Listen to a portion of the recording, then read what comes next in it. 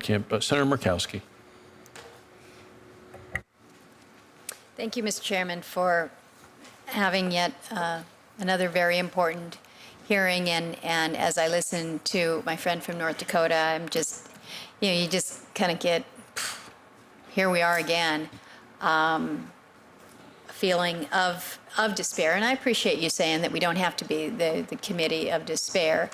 But I do think that these are problems that we recognize we have been struggling with for generations, and despite efforts, we're not making the progress that we should. There's been some discussion. I appreciate what you have said about fetal alcohol spectrum and the syndrome.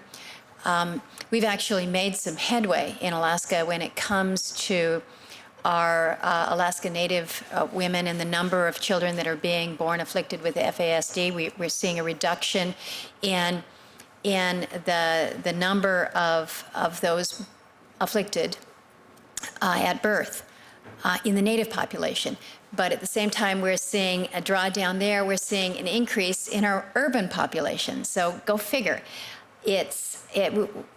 We're not hitting it right if we're not able to make a difference across the spectrum when it comes to something that is 100% preventable. And this is where I just get so just really distraught talking about fetal alcohol syndrome. We talk a lot here in the Congress about the diseases that we deal with and the funding that we have to do for research. There is no research that we need to fund on how to end FASD. You just don't drink when you're pregnant, and you will not have a child that is afflicted with fetal alcohol spectrum disorder. We know how to stop it. And yet, we go up and we go down, and we're just not there yet. I think we recognize in Alaska that alcohol is still the substance of choice in my state when it comes to just the things that are leading to incredibly horrific episodes and destructive behavior. So much of our problem is we have our local governments, we have our villages that say we want to control alcohol that comes into the community. We vote to be a dry community, and you have bootleggers that are coming in a bottle of liquor that you could get for $10 in town. You might get a couple hundred for that same bottle out in a dry village. We mentioned the issue of marijuana. Alaska just legalized marijuana, and we are in the process now of trying to figure out how we as a state regulate it. Well, one of the great issues of discussion was, well, what will happen in a village that is cut off from the rest of the state, no road access, no access except airplane in and out, that's dry when it comes to alcohol? What happens with the issue of marijuana? What do we do there?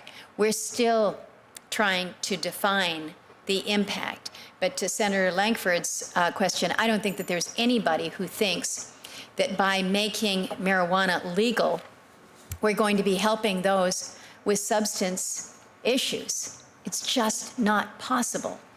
And so I'm really very troubled about where we are with our solutions.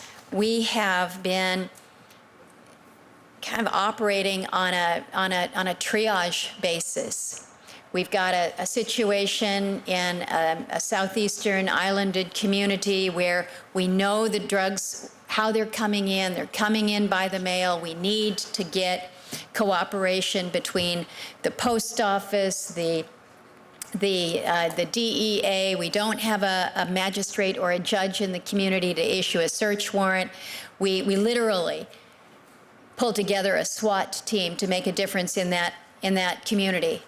We go ahead and we crack the case and we seize the drugs. And what happens is we've managed to squeeze the balloon over here, and the drugs next month end up in the next islanded community. And we just had a big bust in the island community of Kodiak, with a large heroin seizure. So we're just, it's like a whack-a-mole game, and we're not getting ahead of it. I met yesterday with the head of the DEA in my office, and he reminded me that in many ways, those bad actors, the dealers, they look to build a clientele. If you can capture a whole island community that's remote, that can be your customer base. On a reservation, to be able to go in and basically get people addicted to your drug of choice that you are dealing, knowing that there are no treatment facilities either in that area or near that area, you've got them locked.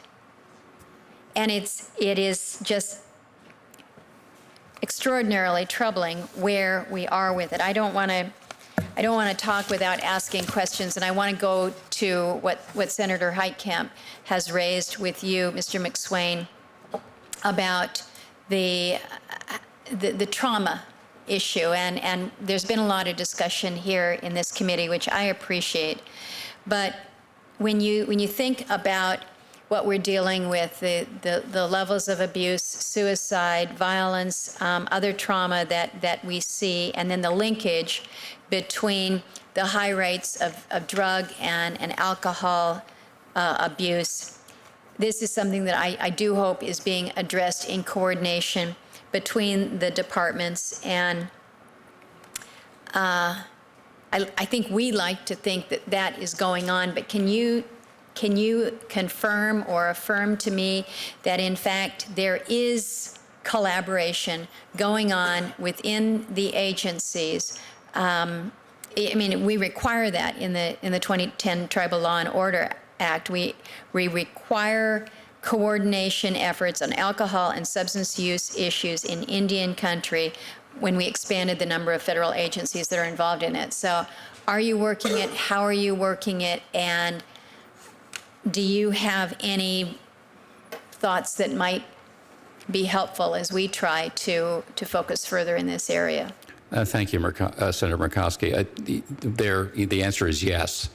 We are working closely. I know with SAMHSA, we're arm in arm in many of the communities that we've addressed, and of course then across the system, wherever they have a grant program, and we're present. There's another notice of coordination, and then we reach out to our other people. Certainly, as you just referenced, the Tribal Law and Order Act, we reach out to our sister agency, the Bureau of Indian Affairs and the Bureau of Indian Education. Those kinds of discussions are ongoing, and actually partnering in many respects. I can go example by example. Just a recent one with Pine Ridge. We are hand in hand out there trying to address issues. Now, granted, it's about suicides, but they've got, SAMHSA has a program. We have an installation out there, several, and so we're working together as to how to make sure we can provide all the services available, not only through the SAMHSA grant programs, but through our direct care program.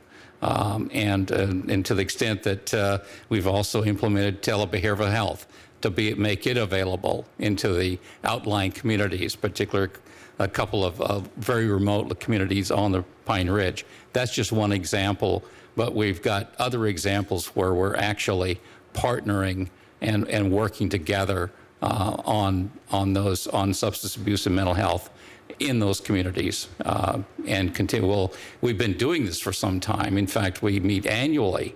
We have an annual conference, have had annual conferences to compare best practices. And so we will continue that collaboration very closely.